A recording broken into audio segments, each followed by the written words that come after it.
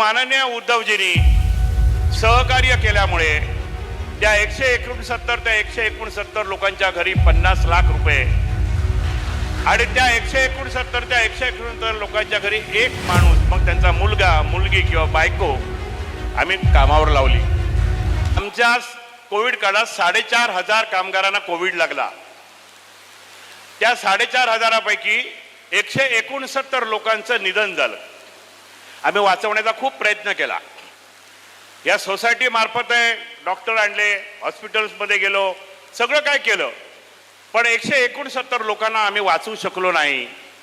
परंतु माननीय उद्धवजींनी सहकार्य केल्यामुळे त्या 169 ते 169 लोकांच्या घरी 50 लाख रुपये आणि त्या 169 त्या 169 लोकांच्या घरी एक माणूस, मग त्यांचा मुलगा मुलगी किंवा बायको आम्ही कामावर लावली।